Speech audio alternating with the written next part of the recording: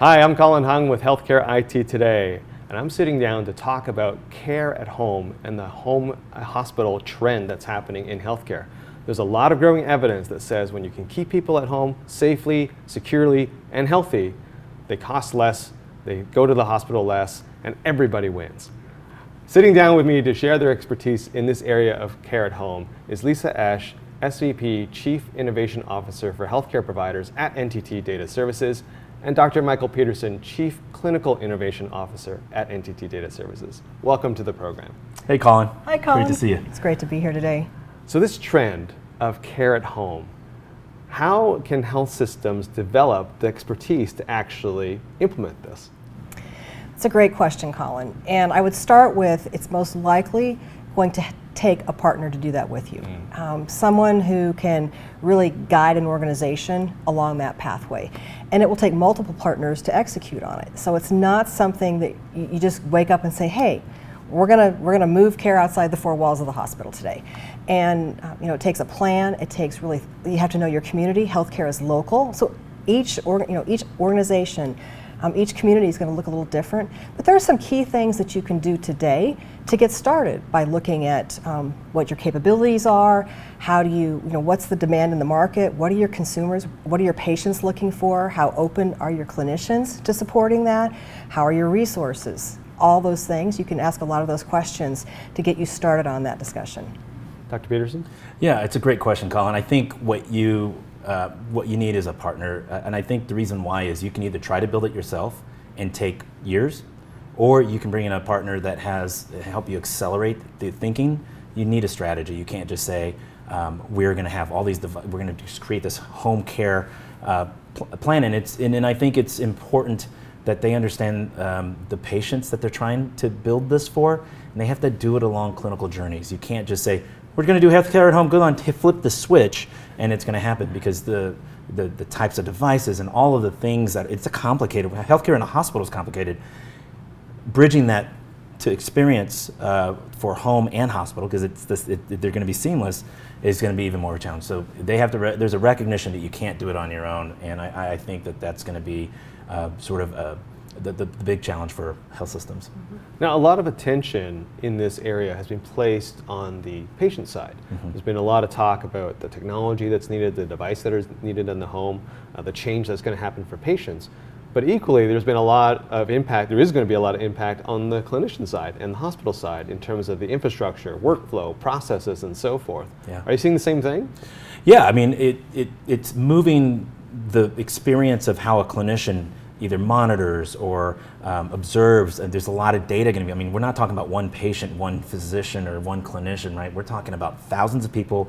If you take a heart hospital and they have all these EKGs being read, you're going to need someone who can consume that data, integrate it into your system, and provide the right alerts, the right ability, then not only just to receive the information, but you have to activate and operationalize that information. So you're going to need someone who can really do that. From a clinician perspective, they're going to love this, right? Because there's an ability to, people don't want to be in the hospital if they don't have to. My mom just fell on Friday. She's in the ICU. She's moving out. You know what she wants to do?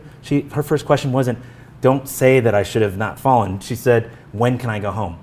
And the idea here is that the health system has to recognize that, okay, how much home care can we provide for her?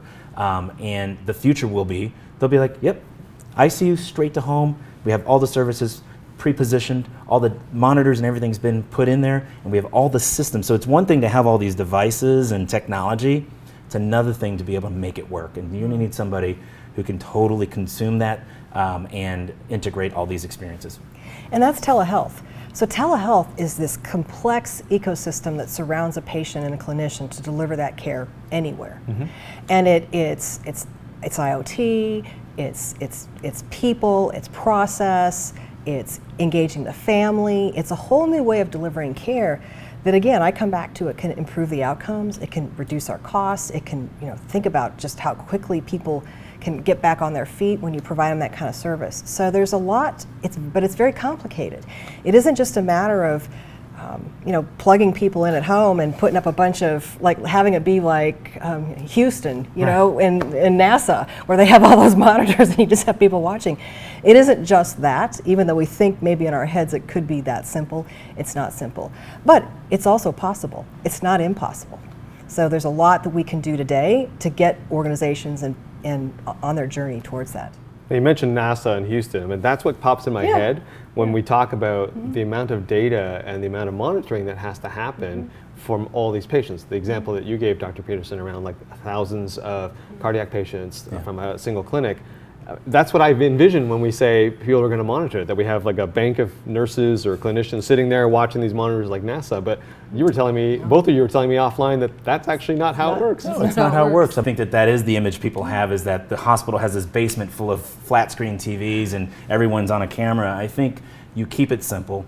You're going to wrap around, like we just talked about, a cardiology case, and you're going to really have a dashboard around that. You're going to have a dashboard for monitoring patients who are in rehab. And all of these things are really going to give salient information to the decision makers. But a dashboard is going to be different for a clinician than it is going to be for a CFO or chief medical officer or chief medical information officer. And what you really want to do is tailor it. You need somebody to consume the data and really get to what do they want the information for.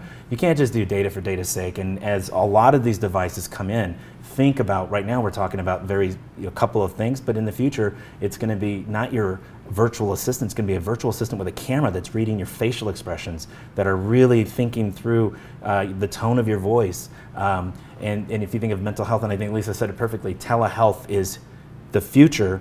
And what hybridized pieces are you going to have that's home, in-house, and also what's going to be in that sort of dashboard to let you know what you need to make decisions around. Yeah, and it's really going to require AI. There will be a lot of things that can contribute to simplify that whole process, because more information isn't helpful, more information isn't necessarily better. It's the right information at the right time to make a decision that everybody needs, and there's all this information overload, just a lot of noise with information. And so that does take technology to help support clinicians to have this be successful. And it's then a better experience for both. And I also think that tackling like a key use case first is the best way to get started. Like, how do we get started? Well, let's look at your population. Where can we deliver this? What do you have the resources for? Could we create that, the use cases for that?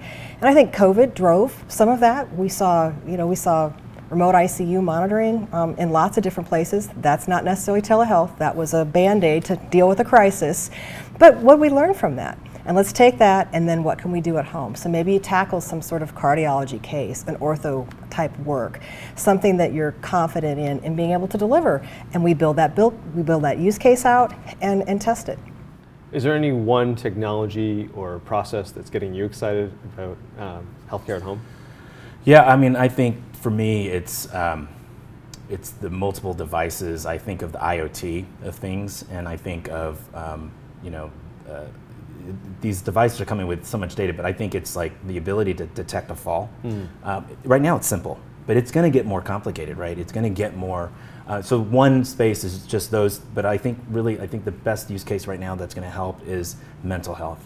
I think you're going to be able to centralize a lot of your mental health delivery in clinics instead of having a one-on-one. You can have it now where your clinicians could be across the state, and it's consumed that way.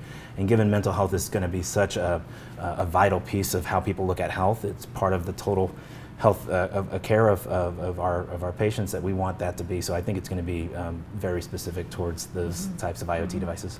Lisa? Yeah, I think I would love to see a way to solve our mental health crisis, behavioral health crisis. It is, it's a crisis. It's just getting worse every single day. And I do believe that telemedicine, telehealth can contribute to solving that. We still have a lack of people, resources, and access that make it challenging, but I think that's one thing that we could tackle, and it would really have a positive impact on communities. And it's also can impact clinicians. I mean, there's a lot of stress right now, and I think about the trauma that the people that have been taking care of our families and our communities for the last year and a half, almost 2 years now, just the stress and the trauma for them. You also need resources for your employees. And is there something we can do that we learn from telehealth that can also help employees? Love it. Love it. Where can people go to find more information about NTT Data Services? Well, first of all, you can follow Mike and I on LinkedIn, you can follow us on Twitter, and also you can go to nttdataservices.com and click on the healthcare tab, and we'll meet you there. Awesome. Well, thank you for joining me on the program today and for resetting my expectations when it comes to command centers. I will now not think of NASA. All right. Thanks for joining on the program. Thanks, Colin. Appreciate it. Bye-bye. This has been Colin Hung with Healthcare IT Today. Thanks for watching.